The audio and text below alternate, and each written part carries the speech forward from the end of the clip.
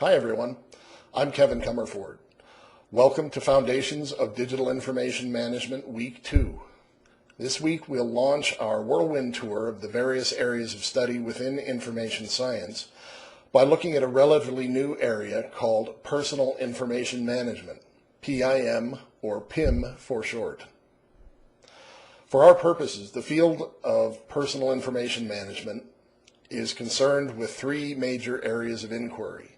First, the behavioral study of how we as computer literate individuals deal with the information objects that we receive or create on a daily basis.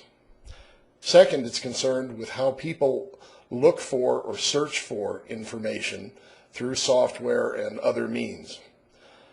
And third, with the development of both organizational strategies and software features that will enable users to manage their information more effectively. The focus of the lecture this week is on this third area of inquiry, the development of effective personal information management tools and techniques.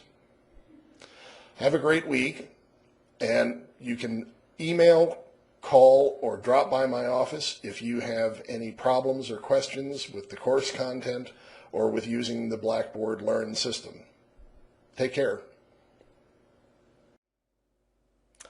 Hi everyone, and welcome to the Week 2 lecture on Personal Information Management. Now, this is a relatively new field within the discipline of information science, and its purpose is to understand how individual users behave towards the information they receive and create. So how individual users look for information, organize it, store it, preserve it. This makes it a slightly different field than other areas of inquiry within the discipline of information science, in that personal information is very user-centered, while many other areas in information science are more systems theory kinds of areas of inquiry. They tend to deal with large overviews of how information is created, maybe how it flows through an organization to the end of its useful lifespan. But personal information management, as the name suggests, is really about individuals and their own behavior towards information. That we have a caveat that information that you can control around you. So let's talk about for a minute what exactly is the personal information that we're going to discuss in the lecture. The term personal may make you think immediately perhaps of information that you manage at home, like your house records, your bills, taxes, your home photos, etc. And the field does study that type of information that individuals receive and create. But it's really, the term personal really is meant to define how much control you have over a specific environment around you. So personal information can be information that you receive at work and that you create at work or at home or in any other sort of context. It's really about the level of command and control you have over that information that is being studied.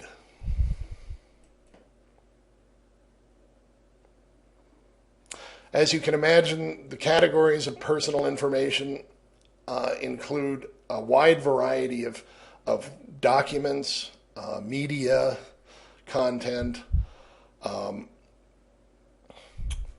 any other sort of content, records, etc., that is created by you.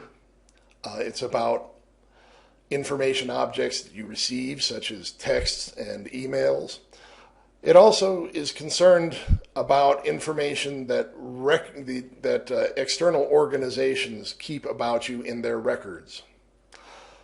So your tax information, your Social Security information, academic records, etc., are all subjects of inquiry for personal information management researchers.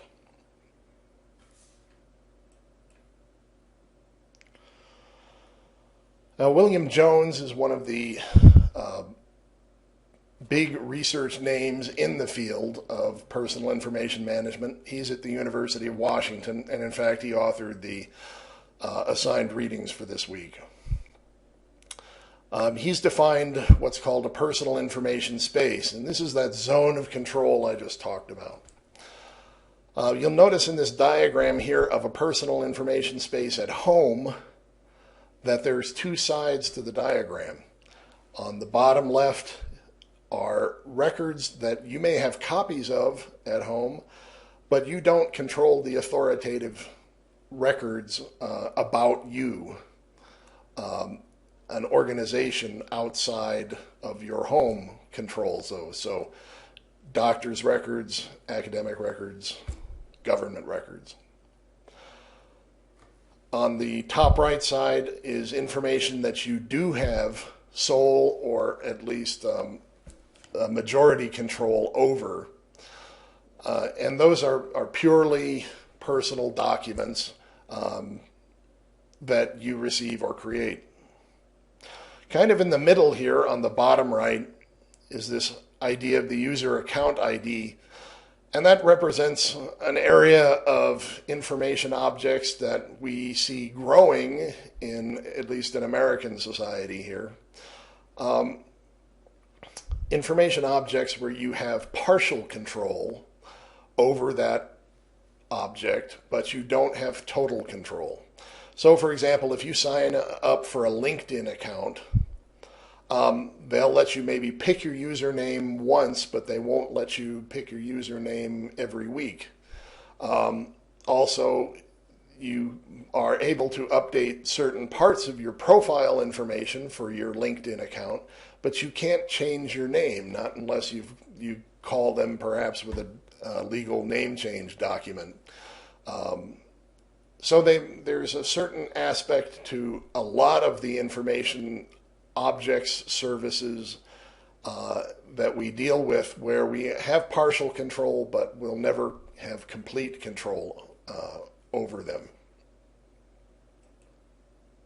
Here's the same diagram for a personal information space, but for documents and resources at work. And again, we have the one side where there's records that are about us that we don't control, and then we have electronic records that we create and store that we do control.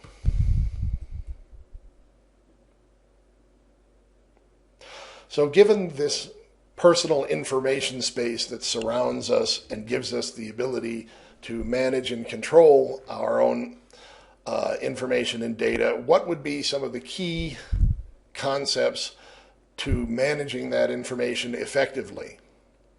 And you'll notice as we go through this section of the lecture that a lot of these concepts not only apply in our personal information space, but also in our work, school, and other organizational information spaces.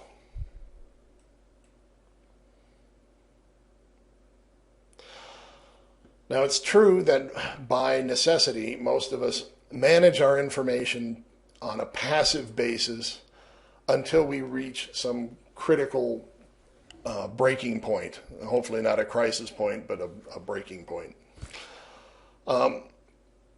We simply don't have time during the day to document and organize and store and archive every single email that comes to us or that we send, or every document that we manage, every tweet or instant message that we receive.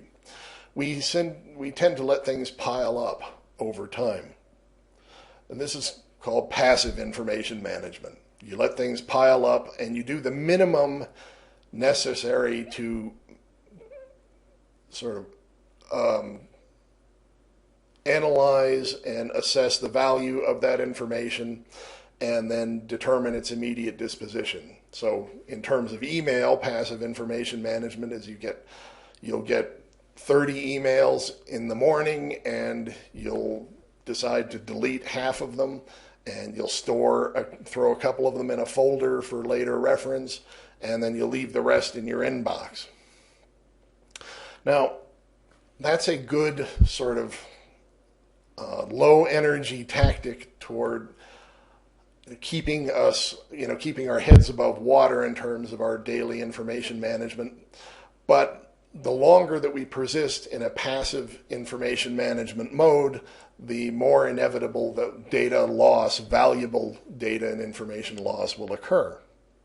It's just like if you've got a pile of papers on your desk and you never organize it and you just keep stacking more paper up. Eventually, something is going to get out of order. You won't be able to find it because it's lost in the shuffle, or something will get accidentally thrown away. The same thing occurs with digital information. We let emails pile up in our inbox, we let files pile up on our desktops, and eventually we'll lose those, or some part of them because of neglect. So to avoid this, we have to adopt an active information management strategy. And unfortunately, I haven't been able to come up with a really snazzy acronym for these 5 principles we're going to talk about. If anybody out there can think of one, you can email it to me and I'll give you extra credit at the end of the semester. But really, the 5 principles of active information management include planning, having a defined plan and an organized strategy for how you're going to deal with information that you receive and create. Centralizing as much as possible the storage locations for your digital information. Means not having 50 different web services where you store partial information for a project, that you bring it all together under one roof, so to speak.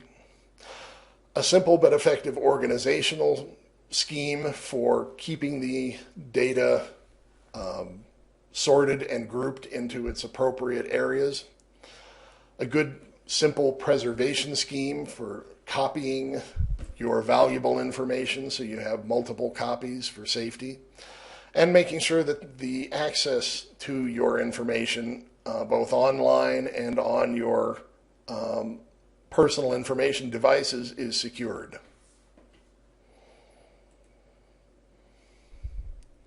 So let's talk about planning very quickly.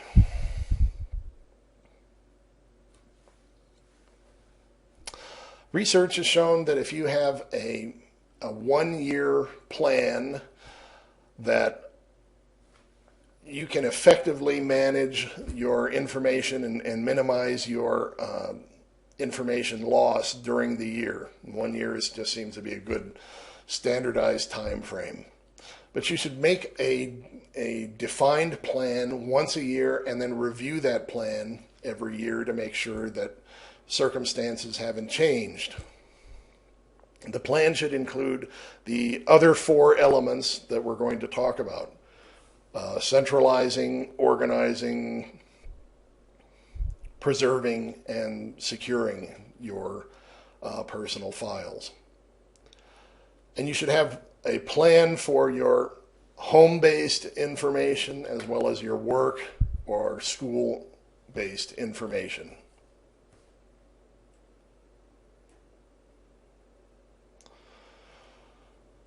Centralizing is key for 2 reasons. First thing, if you let the information that you need to store about your daily life fragment into a zillion different user accounts and web services, eventually that's going to lead to some of it getting deleted or lost or becoming inaccessible. It also makes it very hard to back up your personal data files for preservation purposes in the end. If you are trying to remember a whole bunch of different locations where you're storing your content.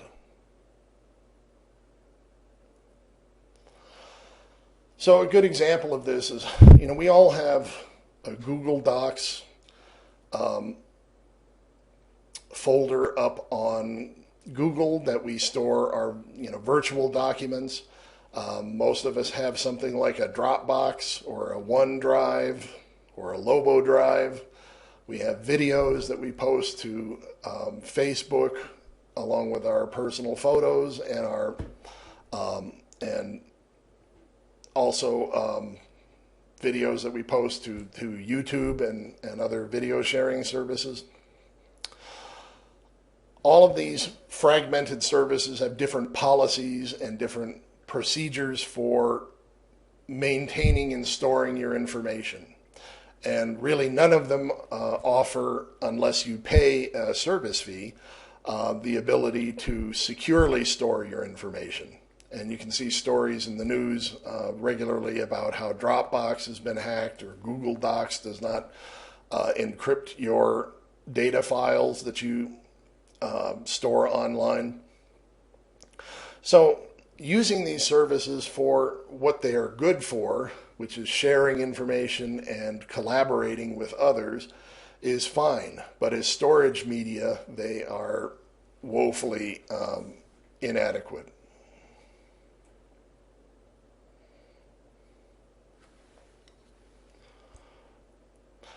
Really, you should designate a couple of different storage locations as being your key central storage facilities for your personal data. And we'll talk about that a little more in just a second. But if you have, designate your laptop and a portable hard drive as your primary storage locations, then it makes it much easier by keeping all of your personal data on those devices to back them up and also to find content that you're looking for.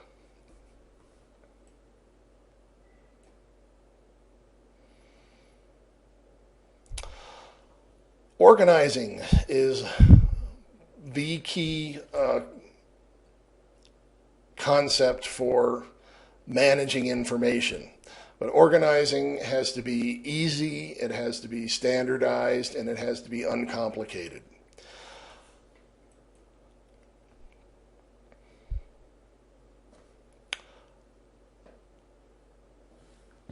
So it's important first to divide your information into major classes. And the first level of organization that a person usually understands about their digital information is that we have active information that I'm using right now, which can be stored on, say, my desktop of my laptop computer. And then we have archival information that I want to store for later reference that can be placed elsewhere.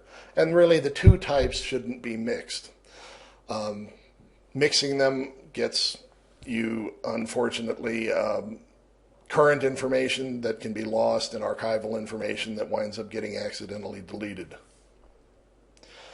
But this is a diagram of a very simple organizational scheme for keeping your active and your archival information separate.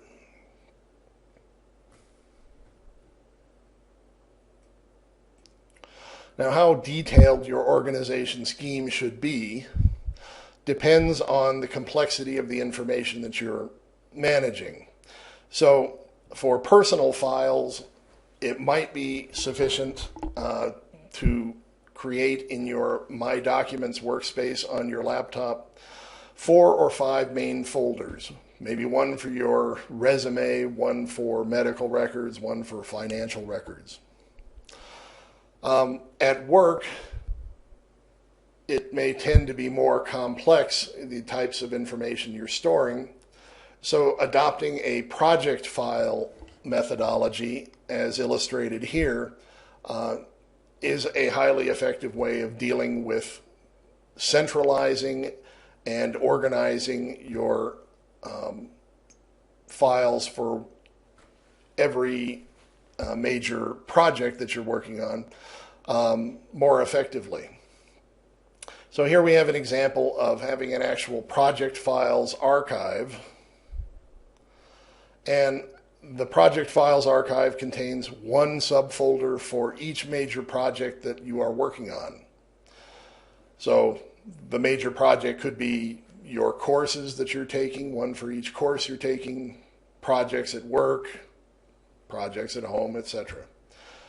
And then we see that the project is subdivided into major types of information so that you can easily sort and group your data into the project folder without having to much thought about it. You can do this fairly reflexively, put email, graphics, proposal documents into separate folders.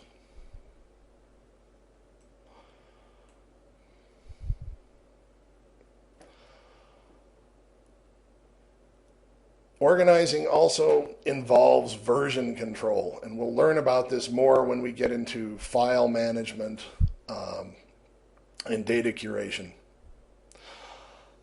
Versions are part of everyday life, and some software applications will manage your versions for you.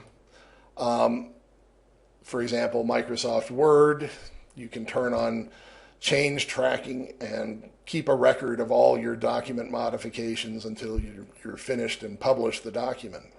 But most applications, even though they might be highly sophisticated applications, don't allow you to keep draft copies of your work. So it's important to adopt a version control methodology, and the rule of thumb on how often you create new versions of content and store them really depends on how valuable the information is. So for example, if I'm writing an article for a journal, I tend to save a new copy of, new draft copy of that article about every hour. And that way, if I screw up the copy that I'm working on, I've only lost about an hour's work in regaining it. However, other types of information, reference documents, etc., just having one copy would suffice. Other types of less important information, maybe you make a copy once a month, once every couple of weeks or so. But it's important to adopt a complete version control method. Here in the diagram you see where instead of trying to back up all of the individual files within a project I'm working on that has maybe 3 or 4 subfolders and hundreds of documents in it, I'm simply making a copy from my desktop of the project folder, the whole project folder, and this does create a certain amount of duplication between versions of the groups of files, but it ensures that everything gets backed up for that project folder at once, which is the big benefit to this method.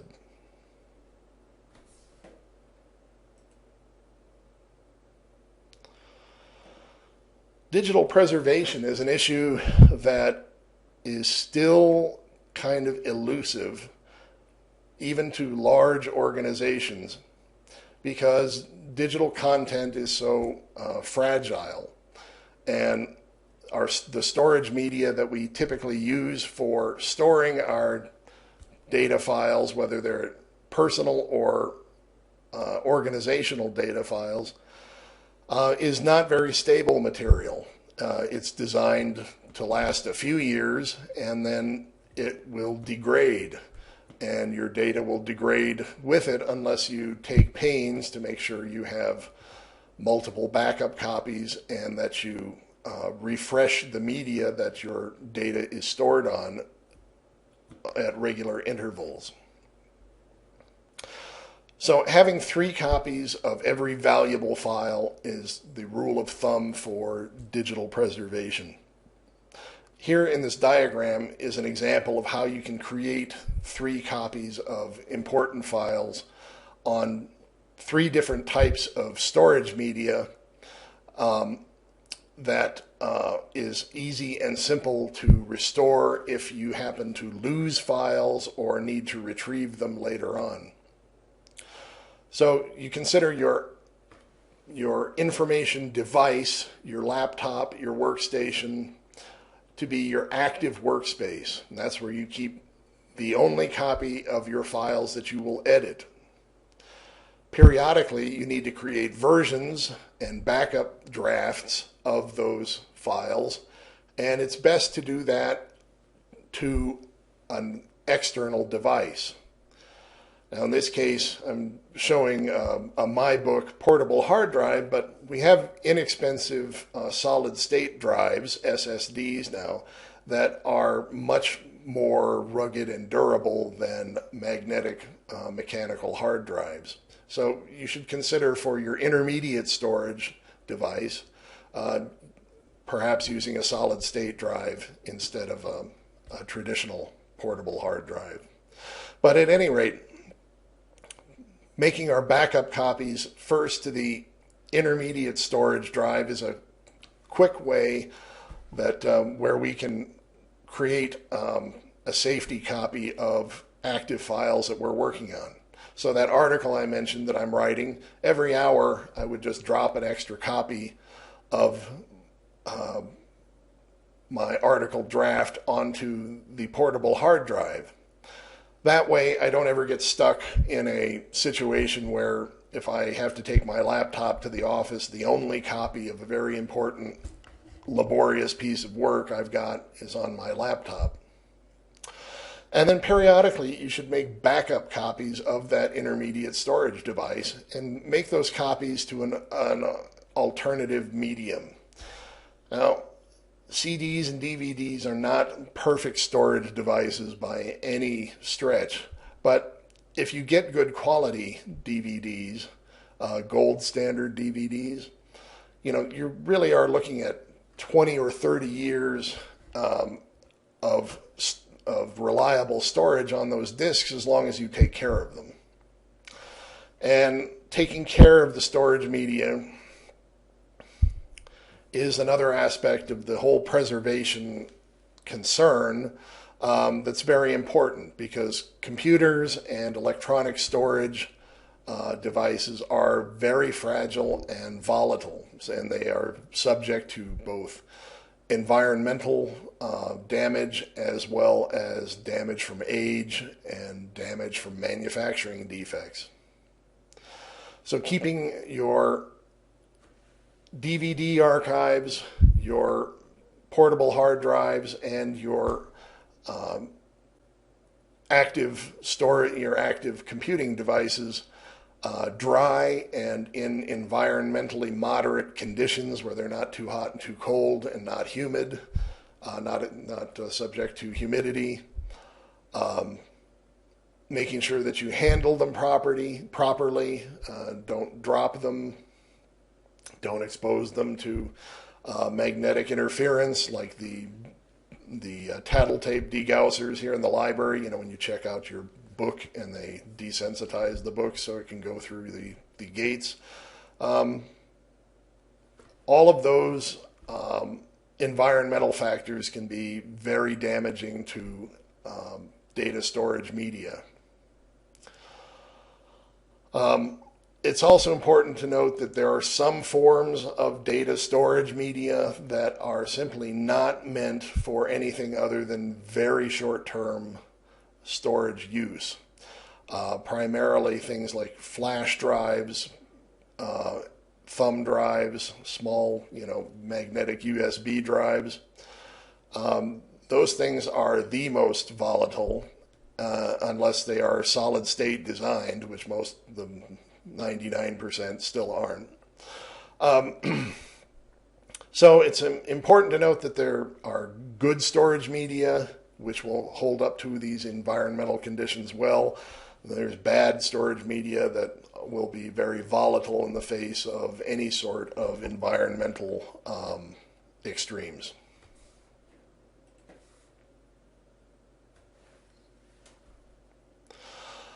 Well, this is more in this issue here transporting data electronically is more of a file management type of concern on one hand.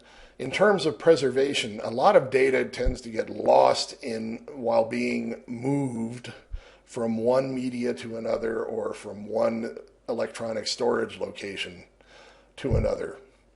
So it's always important to use the right commands and software tools for moving data.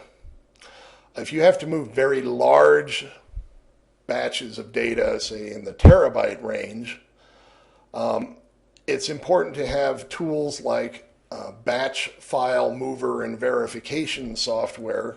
One of them is called Microsoft Rich Copy, which you can get for free on the web. And those types of tools will move large quantities of data from one place to another and then check to make sure the data's maintained its integrity during the transport period across the network.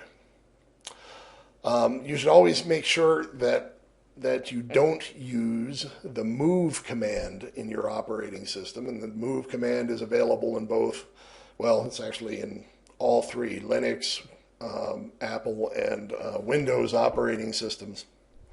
And the move command actually tears your files apart as they go across the network to the target location where you're transporting them, and reassembles them bit by bit on the other end. So if that move process is interrupted, your data file will be damaged. So you should always use the copy command in your operating system to move a valuable file. An example is if I'm going to take a Word document from my desktop and I'm going to upload it to Google Docs, they have their own transport commands embedded in Google Docs that you can use instead of using drag and drop commands in your operating system. If I'm going to take that Word document and put it on a file server here at UNM, I want to make sure to use the copy command and not the move command to get it where it's going, to ensure that there's no chance of it being damaged in the transfer process.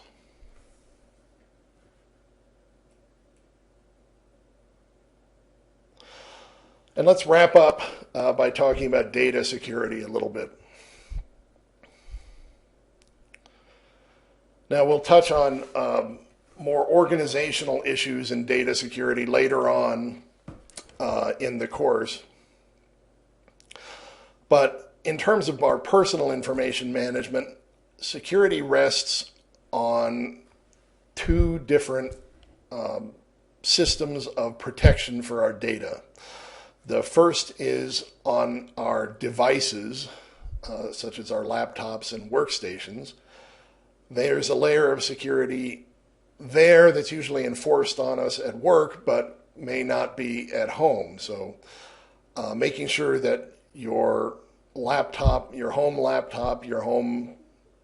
smartphone, your home portable hard drive, they are all password protected with strong passwords is important to securing the data that's on those devices. The other area of data security that individuals need to deal with on a regular basis is user account security. And the temptation with our personal user accounts is to tend to repeat usernames and passwords from one online service to another.